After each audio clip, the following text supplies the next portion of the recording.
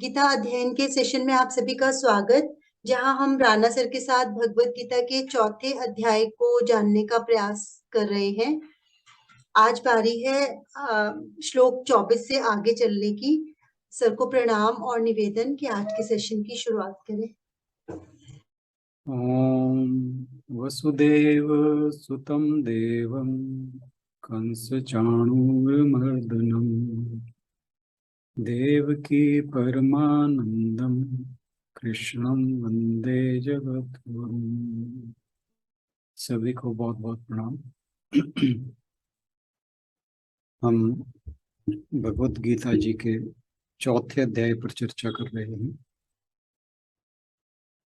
हमने अब तक श्लोक नंबर 24 तक चर्चा की थी और श्लोक नंबर 24 में भगवान जी ने बताया था कि ब्रह्मार्पणम ब्रह्म हवे ब्रह्माग्नौ ब्रह्मणाहुतम ब्रह्मैव तेन गंतव्यम ब्रह्म कर्म समाधिना,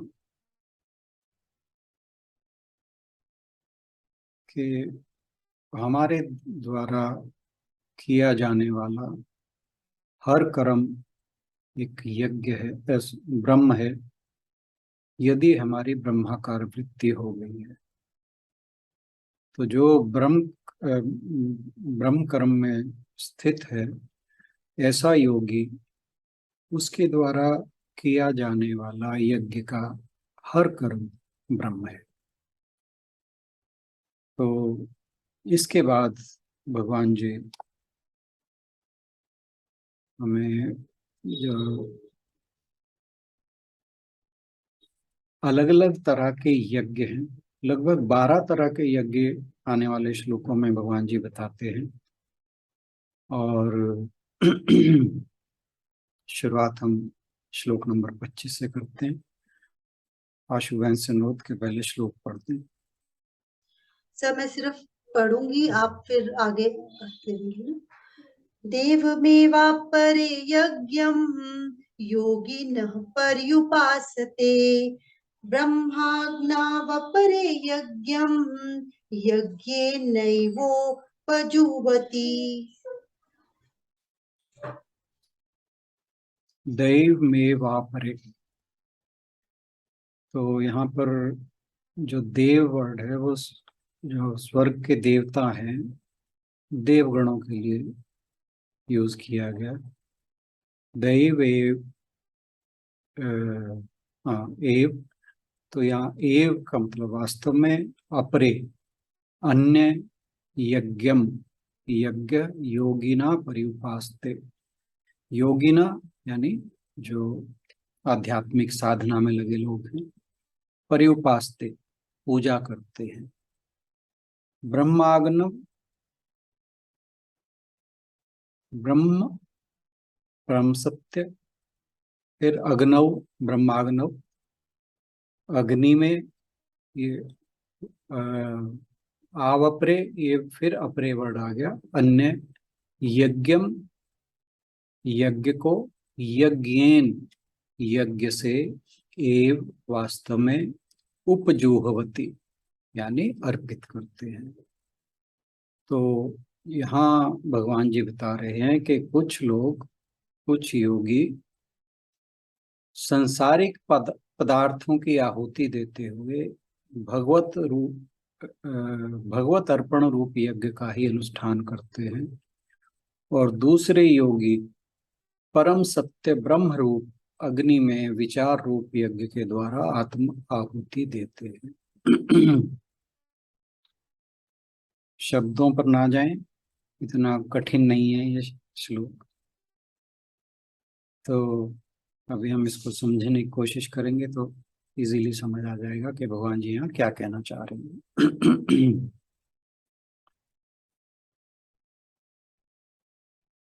पिछले श्लोक में भगवान जी ने ज्ञान यज्ञ के बारे में, और जो ब्रह्म कर्म समाधि में स्थित है व्यक्ति, उसे कैसे हर चीज में ब्रह्म ही दिखाई देता है, यह बताने के बाद अब बता रहे हैं कि अलग अलग यज्ञ किस प्रकार के हैं। तो वास्तव में भगवान जी जो उस समय की व्यवस्था के अनुरूप जो धार्मिक गतिविधियां थी वो यज्ञ के रूप में की जाती थी, तो उससे रिलेट करना हर व्यक्ति के लिए इजी था। इसलिए भगवान जी अर्जुन को इसके बारे में यज्ञ के अनुसार बता रहे हैं हर चीज को, लेकिन वो यज्ञ की एक अलग परिभाषा गढ़ रहे हैं, मतलब उसको एक नई व्याख्या दे रहे हैं यज्ञ को।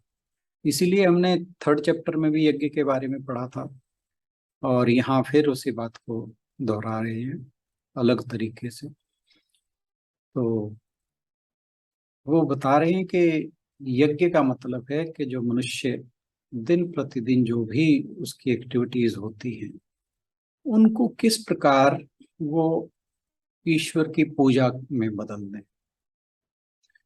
और यज्ञ वर्ड फिर हमें समझना चाहिए या याद रखना चाहिए कि यज्ञ वर्ड भगवान जी इसलिए यूज कर रहे हैं कि जो पूजा की पद्धति थी उस टाइम पे वो यज्ञ के रूप में ही की जाती थी। आपने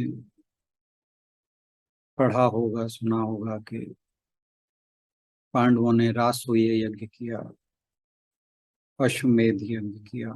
तो वहां जब भी उन दिनों में जो भी धार्मिक कार्य होते थे वो यज्ञ के रूप में किए जाते थे। इसलिए भगवान जी यज्ञ वर्ड को लेकर ही अर्जुन को ये सारी बातें समझाने जा रहे हैं।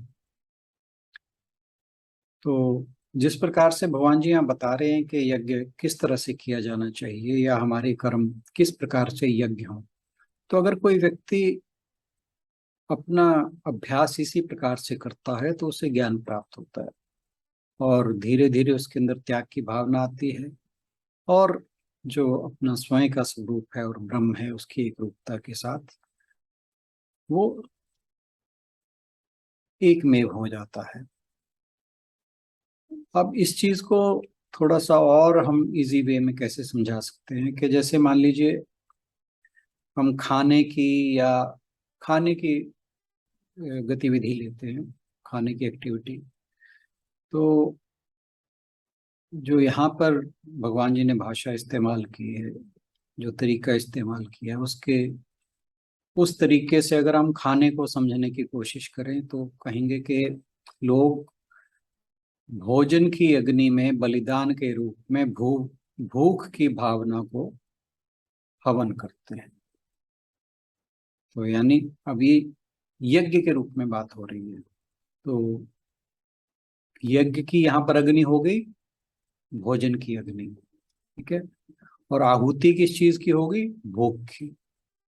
तो ये जो खाने की गतिविधि है, खाने की हमारी एक्टिविटी है, वो इस प्रकार से यज्ञ है। और या अगर ज्ञान के रूप से बात करें तो इसका मतलब है कि अज्ञान की भावना को ज्ञान की अग्नि में हवन के रूप में प्रस्तुत करना। तो हम इसको इस तरह से समझ सकते हैं जो भगवान जी हमें समझाने का प्रयास कर रहे हैं। तो इसका मतलब क्या हुआ कि भोजन के यज्ञ कुंड में भूख जलती है, यानी जो भोजन के प्रतीक लिया हुआ है भोजन को यहाँ पर, तो भोजन के प्रतीक के रूप में जो यज्ञ कुंड है उसके अंदर भूख का हवन होता है, यानी भोजन करने से भूख तृप्त होती है, ये समझ लीजिए। तो जो अज्ञान है इसी तरह वो ज्ञान जो है वो ज्ञान को दूर करता है। जैसे भोजन के हवन कुंड में भूख तृप्त होती है या हवन होती है, तो इसी प्रकार ज्ञान के हवन कुंड में अज्ञान हवन हो जाता है, जला दिया जाता है। या यूं कहें कि ज्ञान के उदय होने पर अज्ञान गायब हो जाता है। तो जो भी हमारी डे टू डे एक्टिविटीज हैं उनको यज्ञ में बदल के एक व्यक्ति अपनी सारी वासनाओं को धीरे धीरे छोड़ देता है और अपने स्वयं का ज्ञान प्राप्त करने के लिए तैयार हो जाता है। और सबसे जो बड़ा यज्ञ भगवान जी ने यहाँ बताया है वो ज्ञान रूप ज्ञान यज्ञ होता है, सबसे श्रेष्ठ। तो एक व्यक्ति को चाहिए जो साधना में लगा हुआ है, जो अध्यात्म के रास्ते पर चल रहा है, कि वह भक्ति, जिज्ञासा और सेवा के द्वारा यज्ञ के लिए स्वयं को तैयार करे। आत्मा का जो यह ज्ञान है ये सभी इच्छाओं, उत्तेजनाओं को शांत कर देता है। और जो व्यक्ति का मोह या भ्रम है, वो, ये ब्रह्म नहीं, भ्रम की बात हो रही है, इल्यूजन, उसे दूर कर देता है। क्या है इल्यूजन? कि ये जो जगत है ये सत्य है, ये इल्यूजन खत्म हो जाता है। और फिर जो भगवान शंकराचार्य ने कहा था कि ब्रह्म सत्यम जगन मिथ्या, वो यह ज्ञान प्रकट हो जाता है। और आत्मा का ज्ञान मनुष्य के जितने भी उसके मन के विक्षेप हैं उन सबको दूर कर देता है और उसे परम शांति प्राप्त करता है, प्रदान करता है राधा। और ऐसा व्यक्ति अपने इंद्रियों को नियंत्रित करता चला जाता है और उससे धीरे धीरे जो उसका लक्ष्य है उसे प्राप्त करने में आसानी होती है। जबकि अज्ञानी मनुष्य के मन में हमेशा संदेह, शंका, भ्रम ये हमेशा बना रहता है, मन उसका कभी स्थिर नहीं होता। तो ऐसे व्यक्ति को ना तो इस लोक में कुछ हासिल होता है, ना परलोक में कुछ हासिल होता है, और ना ही उसे कभी स्थायी शांति की प्राप्त होती है। इसलिए भगवान जी अर्जुन को समझा रहे हैं कि अपने सभी संदेह और भ्रम को दूर कर जो तुम्हारा परम सत्य स्वरूप है उसमें स्थापित हो। एक व्यक्ति को जो साधना के पथ पर लगा है उसे हमेशा एक बात जानने की जिज्ञासा रहती है कि जो योगी है, जो ज्ञानी है, वो जब संसार के संपर्क में आता है, यानी संसार में उसका व्यवहार किस प्रकार का होता है, तो ये हर कोई जानना चाहता है। ताकि उसकी जिज्ञासा ऐसी होती क्यों है? ताकि वे यह सोच सके कि मुझे भी इसी प्रकार का अभ्यास करना है, ताकि धीरे धीरे मैं भी उस लक्ष्य को प्राप्त करूं जो ज्ञानी या योगी प्राप्त कर चुका है। तो भगवान जी यहाँ पर बता रहे हैं कि एक जो योगी या संत है उसकी किस प्रकार की मनोवृत्ति है जब वह संसार के संपर्क में आता है। और जैसे मैंने शुरू में बताया था कि भगवान जी इन श्लोकों में लगभग 12 तरह के यज्ञों की व्याख्या करते हैं। जैसे, लेकिन ये बात हमेशा ध्यान रखें कि ये जो यज्ञों की बात हो रही है तो ये जो वेदों में कर्म कांड के रूप में बताए गए हैं वही यज्ञ हैं, लेकिन भगवान जी यहाँ पर इसको एक नए रूप में, एक नई कलेवर में कह लें, प्रस्तुत करते हैं और उसको एक प्रतीक की तरह लेते हैं जो यज्ञ। और वो लिया क्यों है वो मैंने पहले बताया कि उस समय, क्योंकि ये ज्ञान अर्जुन को दिया जा रहा है, और अर्जुन और भगवान श्री कृष्ण जिन समय के बात कर रहे हैं उस समय जो धार्मिक गतिविधियां थी वे यज्ञों के रूप में की जाती थी। तो इन यज्ञों को समझकर हम अपने मन में, अपने अंतःकरण में बदलाव करके जो हमारे ऊपर संसार के प्रभाव होते हैं उनको नियंत्रित कर सकते हैं। तो जैसा आप जानते हैं कि यज्ञ में अग्नि को आहुति दी जाती है, तो यहाँ पर इसी प्रक्रिया को गीता जी में एक अलग तरीके से, अलग रूप देते हुए कहा गया है कि जो ज्ञान इंद्रियां हैं उनके संयम की अग्नि में आहुति दे देना, यह एक यज्ञ है। कि जो हमारी ज्ञान इंद्रियां हैं और जैसे जो हमारी सुनने की इंद्रिय है, जैसे श्रोतेंद्रिय कहा जाता है, वो शब्द के प्रति, त्वचा स्पर्श के प्रति, चक्षु रूप के प्रति, जीवा रस के प्रति, घ्राण इंद्रिय गंध के प्रति। तो ये जब इन से रहित हो जाती है, यानी इनका संयम हो जाता है, तो इन इंद्रियों का संयम का मतलब ही यज्ञ की अग्नि में आहुति देना है। संयम का अर्थ है कि जो इंद्रियां हैं उन्हें अपने अपने विषयों के राग द्वेषों से रहित कर देना। तो जब इंद्रियां इस प्रकार से संयमित हो जाती हैं, यह भी एक प्रकार का यज्ञ है। और इसका अर्थ है कि जो विषय हैं वो इंद्रियों में विकार ना उत्पन्न कर पाए।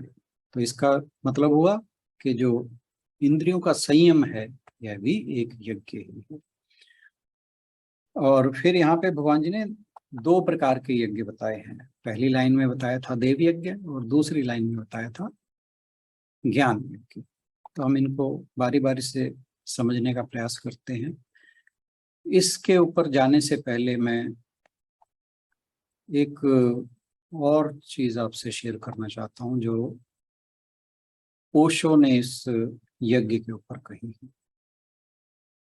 ओशो कहते हैं कि यहाँ पर जो अग्नि है, अग्नि को यज्ञ के प्रतीक के रूप में क्यों लिया गया है। तो उन्होंने उसकी कुछ खूबियां बताई हैं। पहली खूबी बताई है अग्नि की कि अग्नि की लपट जो है वो सदा ऊपर की तरफ चलती है। तो जो इसका मतलब हुआ जो अग्नि है वो ऊर्ध्वगामी है, ऊपर की ओर जाने वाली है। आपने कभी भी नहीं देखा होगा कि जब अग्नि जले तो वो नीचे की ओर या कहीं और जाए, वो सीधी ऊपर की ओर, उसकी लौ ऊपर की ओर चलती है। तो यानी ऊर्ध्वगामी है, ऊपर की ओर जाने वाली है। इसी प्रकार जो मनुष्य की चेतना है उसे भी ऊर्ध्वगामी होना चाहिए। ऊर्ध्वगामी यानी जो परम चेतना है, परम चैतन्य है, उसके तरफ जाने के लिए हमारी जो सीमित चेतना है उसे ऊर्ध्वगामी होना चाहिए। इसलिए एक तो वजह ये है। दूसरा बताया कि उसकी दूसरी खूबी अग्नि की ये है कि उसमें कोई भी चीज अशुद्ध डालो, उसका जो अशुद्धता है वो भस्म हो जाती है। जैसे आपने, ये तो हर कोई जानता है कि जब हम एक सुनार के पास अपने गहने लेकर जाते हैं बदलने के लिए, तो जो भी आभूषण उसे देते हैं वो सबसे पहले उसे अग्नि में गलाता है। क्यों? कि उसका जो अशुद्ध एलिमेंट है वो खत्म हो जाए। तो अग्नि की दूसरी खूबी ये है कि उसके अंदर जो कुछ भी डाला जाए उसमें से वो अशुद्ध तत्व को भस्म कर देता है, इससे केवल शुद्ध बचता है। तीसरी अग्नि की खूबी है कि अग्नि की लपट जब ऊपर की ओर जाती है तो थोड़ी दूर तक ही दिखाई देती है, उसके बाद नहीं दिखाई देती। और इसका क्या मतलब हुआ कि जब हमारी चेतना ऊपर की ओर जाती है तो कुछ दूर तक ही हमारा जो सीमित चेतना है वो नजर आती है। उसके बाद जब वो ब्रह्म में लीन हो जाती है फिर उसका अस्तित्व खत्म हो जाता है। इसको क्या समझना है? इसको समझने की बात ये है कि जो हमारा अहम है, क्योंकि हमारी सीमित चेतना सीमित कब तक है? जब तक हम देहात्म भाव के साथ जुड़े हुए हैं। जैसे ही हमारा देहात्म भाव खत्म होता है तो हमारी चेतना उस परम चेतना के साथ एकमेव हो जाती है। यानी तो जब तक वो जो बात हो रही है कि अग्नि कुछ दूर तक ही नजर आती है, उसके बाद नहीं नजर आती, उसके बाद अदृश्य हो जाती है। तो जब तक हमारा देहात्म भाव है तब तक हमारी सीमित चेतना हमें दिखाई देती है। जैसे ही वो परम चेतना के साथ मिलती है देहात्म भाव खत्म हो जाता है, फिर उसका दिखाई देना बंद हो जाता है। इसको एक दूसरे एग्जाम्पल से कैसे समझ सकते हैं कि जैसे एक बूंद पानी में सागर में विलीन हो जाती है। जब एक बूंद, पानी की बूंद सागर में विलीन हो जाती है तो फिर उसका अपना अस्तित्व खत्म हो जाता है। उसका अपना अस्तित्व कब तक दिखाई देता है? जब तक वह समुद्र में नहीं मिलती। जैसे ही वहां समुद्र में मिली, उसका अपना अस्तित्व खत्म। तो ये तीसरी खूबी बताई थी। और फिर बताया कि अग्नि में जो आहुति डाली जाती है, तो उसके अंदर जैसे गेहूं, चावल, ये चीजें डाली जाती है ना। तो कह रहे इसका क्या, ये वो बता रहे हैं कि ये सारी चीजें प्रतीकात्मक है। कि पहले जो हमें जो ऋषि मुनि समझाते थे, जो भी बातें, वो प्रतीकों के रूप में समझाते थे। तो जो अग्नि है, उसको किस तरह से प्रतीक बनाया, ये मैंने बताया। मैंने क्या, ओशो जी ने बताया। अब वो ये जो आहुति डाली जाती है, उसको कैसे प्रतीक के रूप में समझा जाए, वो बता रहे हैं कि गेहूं है अगर, वो बीज के रूप में है, और इसी प्रकार या चावल है, वो भी बीज के रूप में होता है। तो जैसे गेहूं को हम जब अग्नि में डालते हैं, तो यानी बीज वो पनपने ना पाए,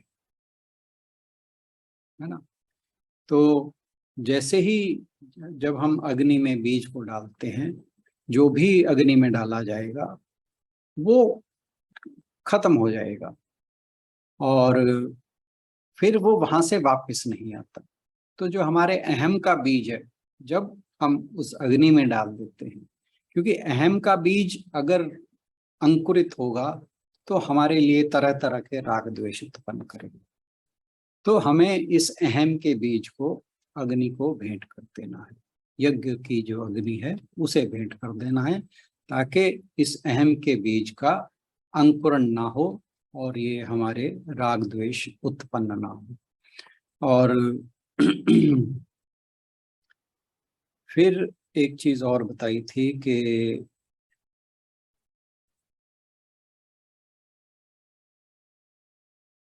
हाँ, कि जो हमारे गुरुकुल थे, उनके अंदर यज्ञ की अग्नि सदा जलती रहती थी।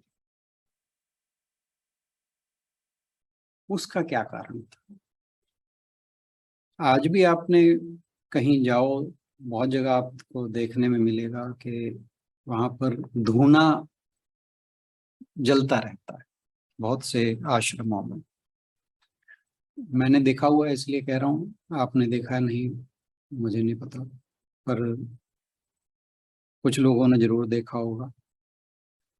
तो उसका कहते क्या अर्थ है?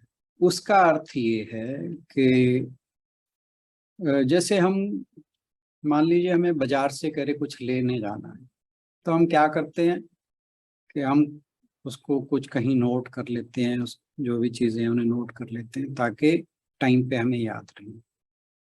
उन्होंने जो एग्जांपल ली थी कि पुराने समय में, आपको ध्यान होगा, हमारे दादी के टाइम की बातें तो मुझे याद हैं, वो ऐसे किया करते थे कि वो अपने कपड़े में गांठ बांध लिया करते थे, कि जो चीज उन्हें याद रहे, वो जैसे अपने पल्लू है उसकी गांठ बांध लें, या कहीं चुन्नी है उसकी गांठ बांध लें, या कहीं कुर्ता है उसकी गांठ बांध लें, ताकि वो हर समय स्मरण रहे कि क्या काम था, वो काम को याद करने के लिए।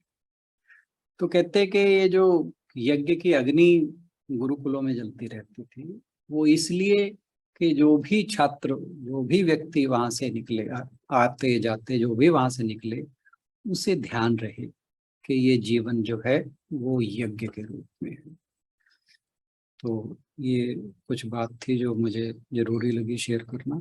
तो अब हम अपने श्लोक पर वापस आते हैं कि पहले हम बात करते हैं देव यज्ञ। देव यज्ञ में देव क्या है?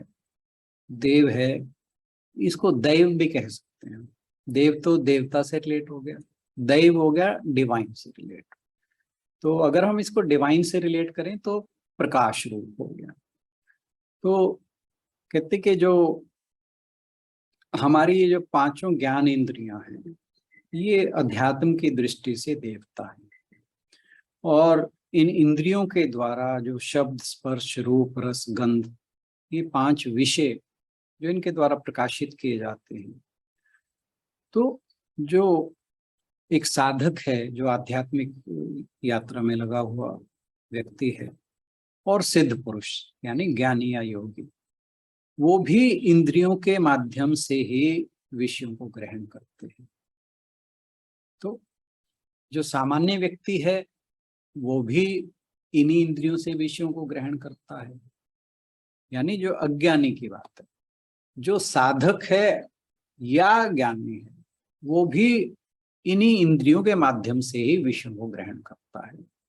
लेकिन जो अज्ञानी है उसकी दृष्टि में ये जो इंद्रियों के विषय हैं ये भोग के लिए, और जो साधक है या जो ज्ञानी है उसके लिए ये जो इंद्रियों के विषय हैं ये एक यज्ञ है, जिसमें विषयों की आहुति इंद्रियां के रूप में जो देवता हैं उन्हें दी जा रही है।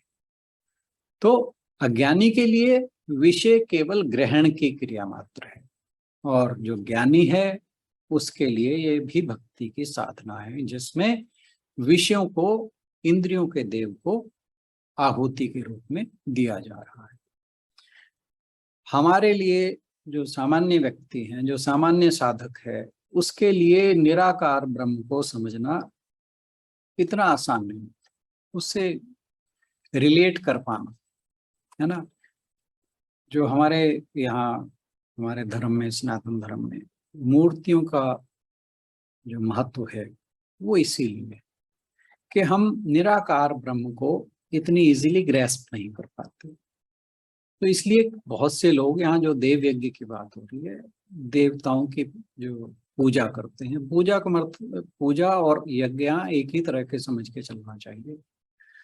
तो वो किसी विशेष देवता, जैसे कोई देवी माता की बात कर लो, दुर्गा की बात कर लो, हनुमान जी की बात कर लो, शिव जी की बात कर लो, विष्णु की बात कर लो, किसी भी देवता की जिसमें भी आपकी श्रद्धा है, उस मूर्ति में, मूर्ति के रूप में अपने इष्ट देव का आवाहन करते हैं और उनकी पूजा करते हैं। और जितनी अच्छा उनके अपने इष्ट के, जो उनका अपना इष्ट है, उनके स्वरूप की जितनी अच्छी उनकी कल्पना होगी, उतना वो उसके साथ अपना तादाद में ज्यादा बेटर बना पाते हैं, और उतना ही उन्हें आनंद मिलता है उस पूजा में। और धीरे धीरे जैसे ही हमारी इस तरह से पूजा करने की आदत विकसित होती चली जाती है, तो हम जो भी काम करते हैं उसमें अपने इष्ट देव को याद कर लेते हैं। तो इस प्रकार धीरे धीरे हमारे अंदर वो भावना जो हमारे इष्ट देव की है वो ईश्वर के रूप में हर किसी में दिखाई देने लगती है, और इससे हमारा मन शुद्ध होता चला जाता है, और जो हमारी आसक्ति है वो धीरे धीरे कम होने लगती है। और जैसे जैसे हमारा इष्ट देव पर अपना भरोसा बढ़ता है तो हम धीरे धीरे शांत होते चले जाते हैं, और फिर निराकार रूप में जाने के लिए एक समय ऐसा आता है जब हम उसके लिए क्वालिफाइड हो जाते हैं। तो जो यज्ञ की भावना है उसे बनाए रखने से जो भी व्यक्ति इस आध्यात्मिक यात्रा पर चलने वाला है, उसके धीरे धीरे अच्छे बुरे जितने भी इंद्रियों के भोग हैं उनसे वैराग्य होने लगता है। उससे फिर उसके अंदर समता का भाव आने लगता है, क्योंकि जो इंद्रियों के भोग की अच्छाई बुराई है, जब उससे विरक्ति होने लगती है उस, तो नेचुरल है, समता का भाव अपने आप विकसित होता चला जाता है। जो देव उपासना है उसमें जनरली यज्ञ जो शुरू होता है उसमें आवाहन या माता पिता का करते हैं, देवताओं का करते हैं, गुरुजनों का करते हैं, उनके पूजन से शुरू होता है। और गीता के अनुसार इस प्रकार का जो पूजन है वो मनुष्य के मन को धीरे धीरे शुद्ध बनाता है, निर्मल बनाता है, और फिर वो ज्ञान का अधिकारी होने लगता है। उससे होता क्या है, जब धीरे धीरे मन शुद्ध होने लगता है तो मन के जो आसुरी भाव हैं, पाश्विक भाव हैं, वो खत्म हो जाते हैं और फिर अविद्या का आवरण हटने लगता है। तो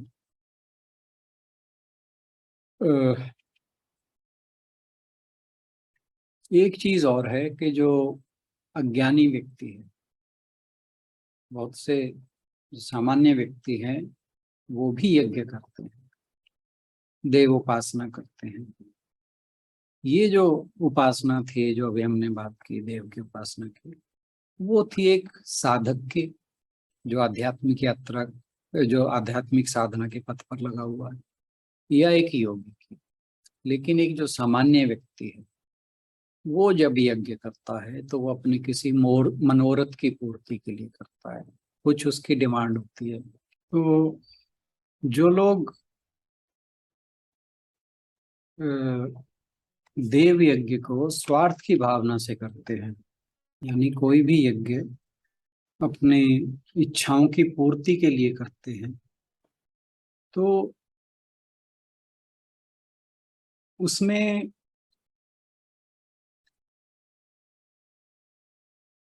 नहीं, हम बात क्या कर रहे थे,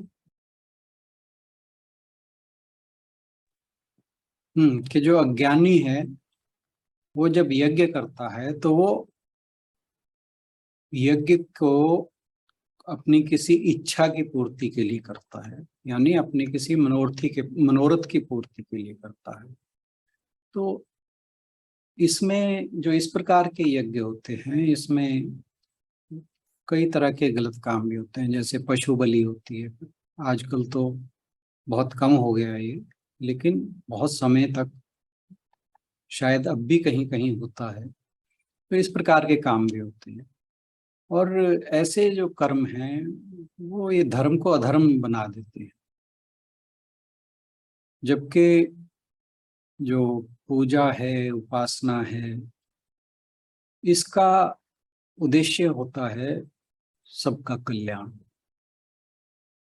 सकाम उपासना या पूजा कोई बुरा नहीं है, लेकिन इसके अंदर हिंसा, पाप या किसी तरह की निर्दयता, जैसे पशुओं की बलि की बात हो रही है, ये काम नहीं होने चाहिए। तो ये थे देव यज्ञ के बारे में। और दूसरा यज्ञ जो भगवान जी ने यहाँ दूसरी लाइन में डिस्कस किया है वो है ज्ञान यज्ञ। ज्ञान यज्ञ में कहा है कि स्वयं के स्वरूप की आहुति स्वयं में देना। तो इसका क्या अर्थ हुआ? यहाँ पर हमें इसको इस तरह से समझना चाहिए कि जो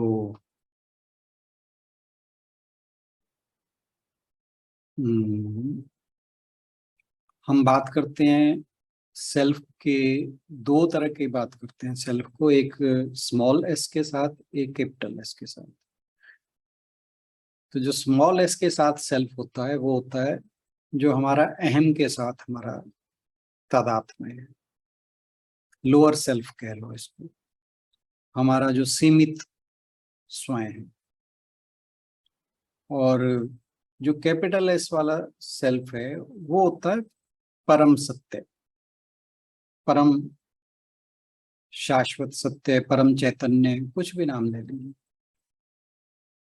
तो जो स्वयं का लोअर सेल्फ है, उसको जो आहुति के रूप में जो हायर सेल्फ है उसके यज्ञ में अपनी आहुति डालना, ये हुआ ज्ञान यज्ञ का मतलब। यहाँ आई होप मैं इस बात को क्लियर कर पाया। तो इसका मतलब क्या हुआ कि यहाँ पर जो हमारा स्थूल शरीर है, मन बुद्धि है, ये जो उपाधियां हमारे साथ लगी हुई हैं, ये अज्ञान के द्वारा ब्रह्म के ऊपर आरोपित होती है। ठीक है ना? तो वो धीरे धीरे हटने लगती है, और फिर जब ये धीरे धीरे हटने लगती हैं तो जो हमारा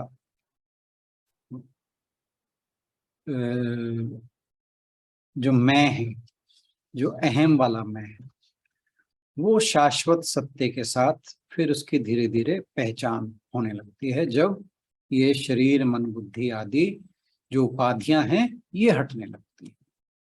तो ब्रह्म के अंदर स्वयं का बलिदान करना, ये स्वयं का मतलब समझते रहिए, मैं बार बार इसको समझाने का प्रयास कर रहा हूं कि ये स्वयं का मतलब है हमारे जो जिस चीज से हम आइडेंटिफाई करते हैं, जो हमारे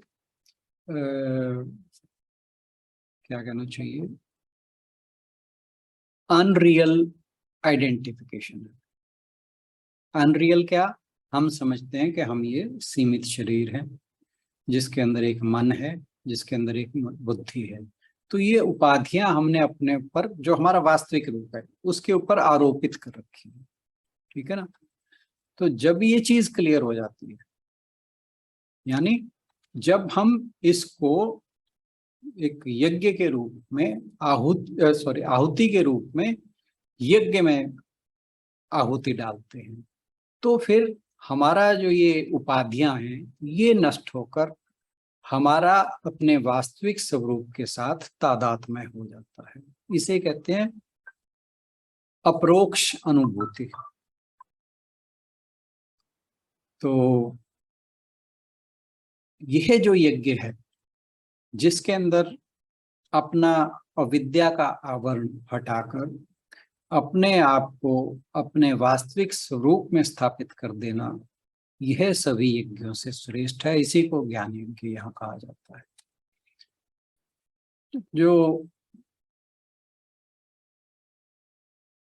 जो बाहरी दुनिया है वो हमें दुख या आनंद देने में असमर्थ है।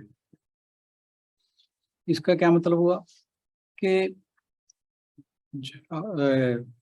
हम अपने जो ये राग द्वेष हैं उनके कारण जो हमारा संसार के साथ व्यवहार होता है उसी से हमें दुख या खुशी मिलती है। तो वो होती क्यों है कि हमारा मन उन राग द्वेष के प्रति कुछ प्रतिक्रिया उत्पन्न करता है। तो ये जो हमें दुख या सुख की संसारिक व्यवहार में अनुभूति होती है वो हमारे मन के कारण होती है। क्यों? क्योंकि जो व्यक्ति, वस्तु या परिस्थिति, उसके प्रति जो हमारा दृष्टिकोण है वो हमारे मन के अंदर ऐसी भावनाएं उत्पन्न करता है। क्यों? राग और द्वेष के कारण।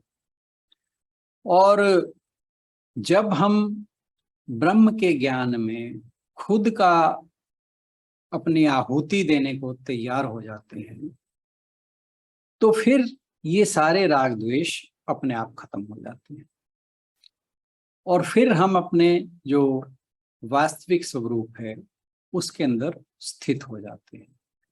तो जो हम शरीर मन बुद्धि जैसे हमारी सीमाएं हैं वो स्वयं पर आरोपित करते हैं तब तक, यानी ये जो उपाधियां हमारे साथ जुड़ी रहती हैं तब तक उस परम चैतन्य के साथ हमारा तादात्म्य नहीं हो पाता।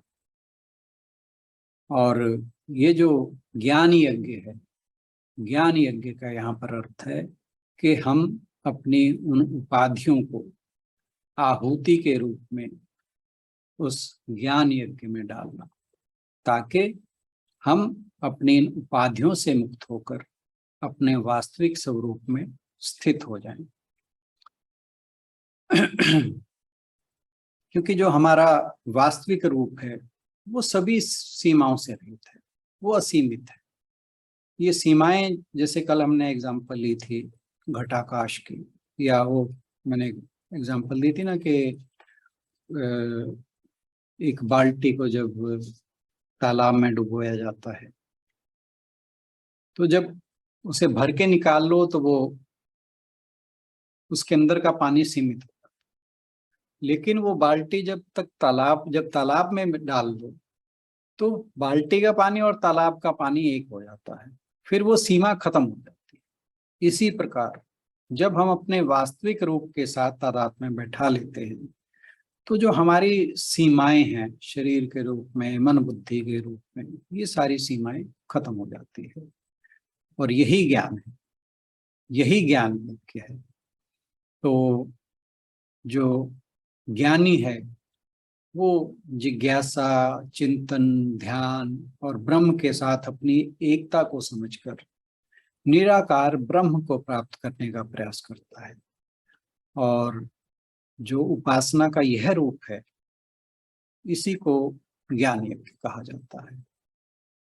तो जब सारे कर्म ज्ञानमय हो जाते हैं, यानी जो भी हमारी दैनिक जीवन की जो भी गतिविधियां हैं, जो भी हम कर्म करते हैं, जो कुछ भी हम करते हैं, वो सब ज्ञानमय हो जाते हैं, यानी वो एक यज्ञ के रूप में हो जाते हैं। तब ये ज्ञान यज्ञ पूरा होता है। और ये तभी पूरा होता है जब जो अविद्या का अंधकार है वो मिट जाता है। अविद्या का अंधकार, उसको जब तक हम काटेंगे नहीं, किसके द्वारा? ज्ञान के द्वारा, तब तक प्रकाश प्रकाशित नहीं होगा। तो जो ज्ञान यज्ञ करने वाले हैं वो ज्ञान यज्ञ के प्रकाश में ही सब कर्म करते हैं। तो जो ज्ञान यज्ञ है, ज्ञान यज्ञ के अंदर हमें जितने भी हमारी गतिविधियां हैं, जो भी हम दैनिक जीवन में कर्म करते हैं, वो अपने स्वरूप में स्थित होकर अपने सभी कर्मों को एक यज्ञ के रूप में करें। तो जो भी हमारा कर्म यज्ञ होगा वो ज्ञान यज्ञ होगा, ब्रह्म यज्ञ होगा। यही भगवान जी इस दूसरी लाइन में समझाना चाह रहे हैं।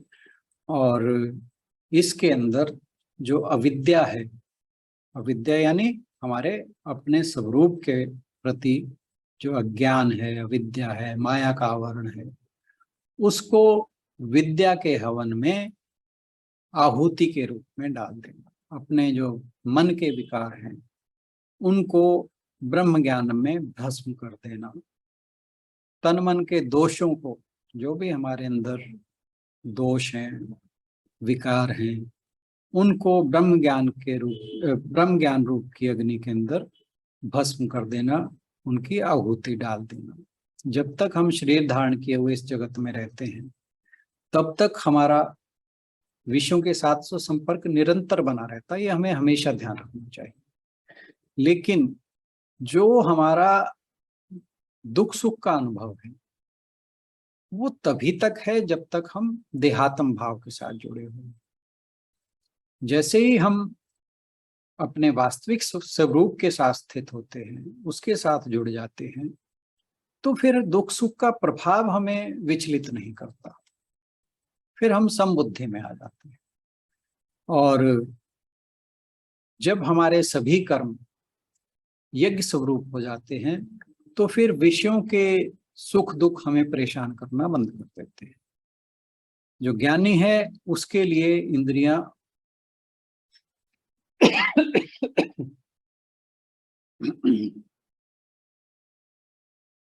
उसके लिए इंद्रियां सिर्फ विषयों को ग्रहण करने का साधन है। और ये तभी तक एक्टिव रहती हैं जब तक इस शरीर के अंदर आत्मा है, यानी जो चैतन्य जब तक इन्हें प्रकाशित करता है इंद्रियों को, तभी तक ये विषयों को ग्रहण कर पाती है। जब मनुष्य को इस प्रकार का ज्ञान हो जाता है तब वो ब्रह्माकार वृत्ति में स्थित हो जाता है। तो उसके द्वारा फिर हर किया गया कर्म एक यज्ञ के रूप में हो जाता है। तो हमारा इस यज्ञ के रूप में लक्ष्य होना चाहिए कि हमारा हर कर्म जो स्वार्थों से रहित हो, निष्काम भाव से प्रेरित हो और हमारी इंद्रियों को संयमित करता चले। तो जब हम इस प्रकार का अभ्यास करेंगे तो ये जितने भी यज्ञ हैं वो हमारे लिए ज्ञान के यज्ञ बनते चले जाएंगे और हमारे जो दैनिक जीवन के कर्म हैं वो बंधनों से मुक्त हो जाएंगे। आज के लिए इतना ही। बहुत बहुत धन्यवाद।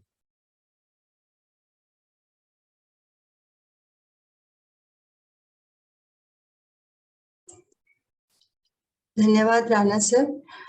यदि किसी का कुछ प्रश्न हो आज के श्लोक को लेकर या कुछ कहना चाहें तो कह सकते हैं।